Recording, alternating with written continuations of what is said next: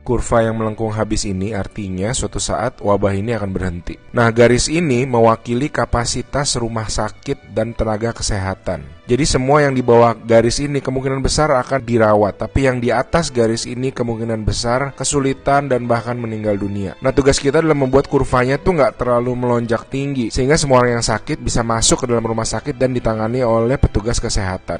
Jadi gimana caranya membuat kurva ini menjadi landai? Orang itu sakit nularin orang lain. Nah, orang yang sudah sembuh, tubuhnya jadi punya imunitas, sehingga kemungkinan dia tertular lagi itu kecil atau hampir nggak ada. Sehingga caranya sebuah wabah apapun itu dari zaman dulu berhenti adalah ketika cukup banyak orang kena virusnya, lalu menjadi imun sehingga virusnya nggak bisa punya orang untuk ditularin lagi. Nah, kenapa selama ini kita perlu banget namanya social distancing atau ngejauhin diri? Animasi ini bagus banget. Ini contoh kalau semua orang bergerak bebas seperti biasa, nggak ada pikiran, semua tetap pergi konser, pergi jalan-jalan. Ini akan terjadi. Satu orang akan menularkan semua orang berbarengan, dan itu yang berbahaya. Seperti tadi kita ngelihat kurvanya ya. Pada akhirnya akan lewat dan pada akhirnya semua orang akan sembuh. Tapi karena kurvanya tinggi, banyak orang akan mati dalam prosesnya. Nah, yang terjadi di Cina dengan adanya lockdown, ditutup, membuat orang tidak sakit sekaligus berbarengan. Jadi kurvanya lebih landai kalau kalian lihat, sehingga memberi waktu untuk orang-orang menjadi sembuh dan akhirnya bisa melandaikan kurvanya.